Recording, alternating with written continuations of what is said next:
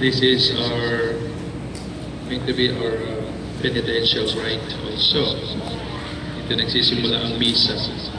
And so in the name of the Father, and of the Son, and of the Holy Spirit, Amen.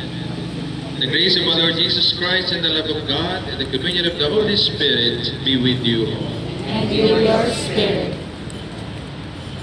Dear brothers and sisters, since the beginning of Lent until now, we have prepared our hearts with penance and charitable works. Today we gather together to herald with the whole Church the beginning of the celebration of our Lord's Paschal Mystery, that is to say, of His Passion and Resurrection. Passion, death, and resurrection. For it was to accomplish this mystery that He entered His own city of Jerusalem. Therefore, with all faith and devotion, let us commemorate the Lord's entry into the city for our salvation, following in His footsteps, so that being made by His grace partakers of the cross, we may have a share also in His resurrection and in His life. Now I'm going to bless your house.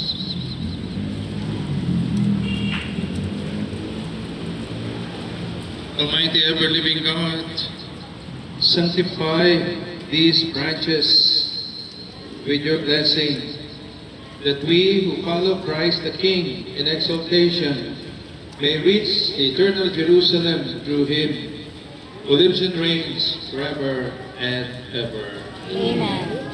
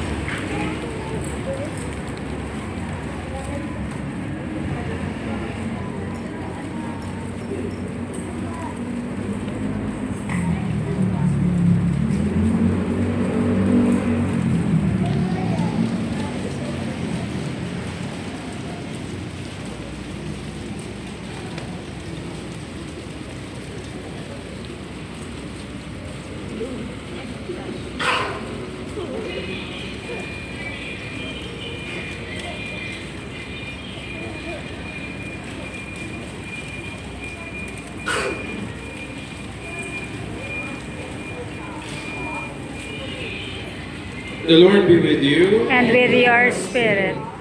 The proclamation of the good news of the Lord according to Saint Matthew. Glory to you, O Lord. When Jesus and His disciples drew near to Jerusalem and came to Bethphage on the Mount of Olives, Jesus sent two disciples, saying to them, "Go into the village opposite you, and immediately you will find an ass tethered and a colt with her. Untie them and bring them here to me. And if anyone should say anything to you, reply, 'Master, the Master has need of them.'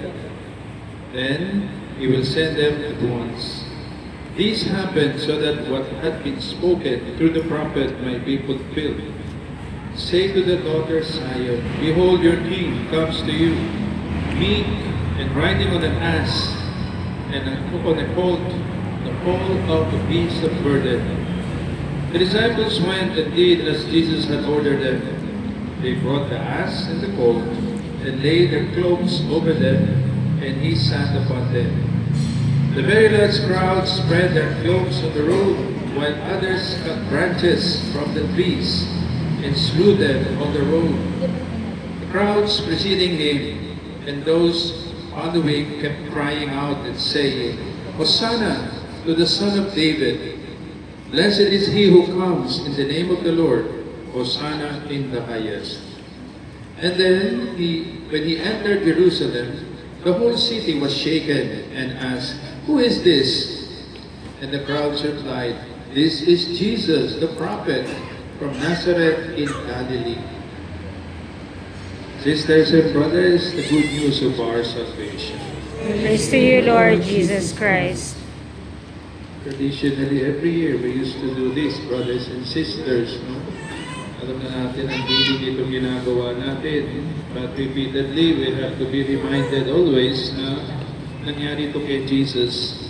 And remember, before Jesus entered Jerusalem, he said, "All these things will happen to me. I will be arrested, put to death, but I will be raised on the third day." Pinasabi niya paulit-ulit yan sa kanyang mga apostles on their way to Jerusalem. And he was really dying to reach Jerusalem. Literally. No? Gusto na niya makarating sa Jerusalem. Ibig sabihin ng dying to reach Jerusalem. Pero really, mamamatay siya doon talaga. O di, lalabas na rin natin ang last na magpasok sa Jerusalem. Kapag paglabas niya doon, ay ipapahalo niya sa krus. He was crucified outside the city of Jerusalem. But at this time, it would be his last time to enter Jerusalem and the beloved city of God.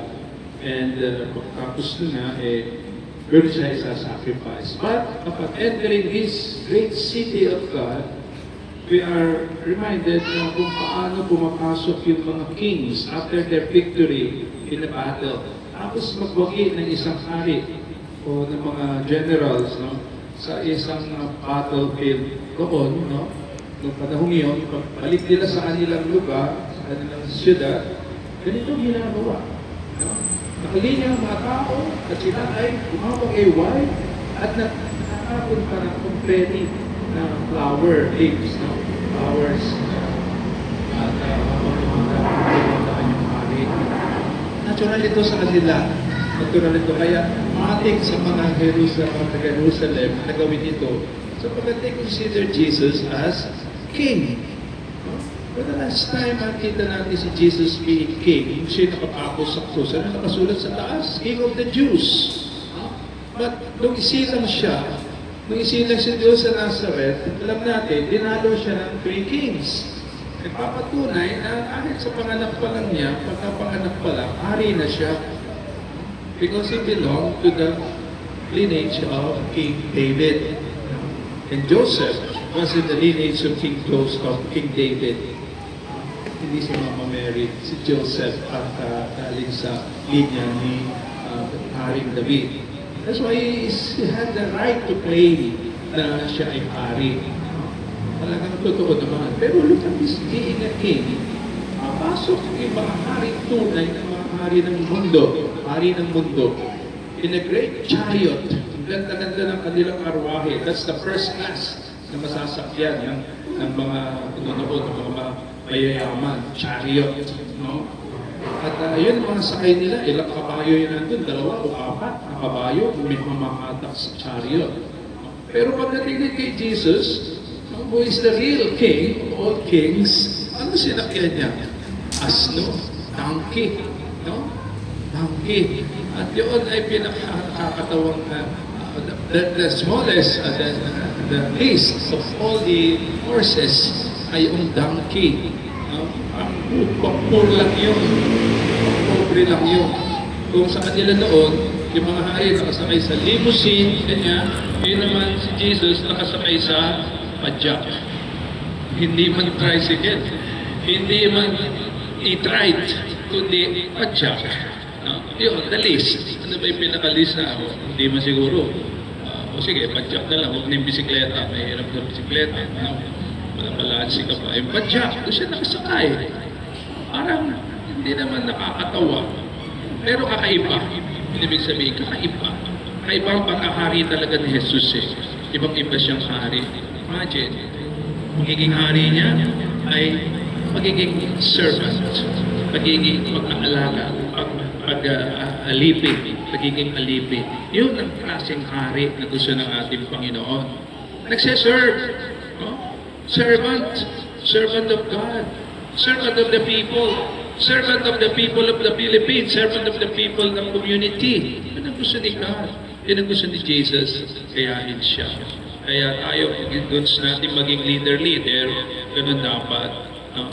Maging meek and humble and servant of all. Yun ang pinaka-buod nitong ginagawa natin. Nung pagpasok ni Jesus, sabi ko nga, ay matagumpay siya.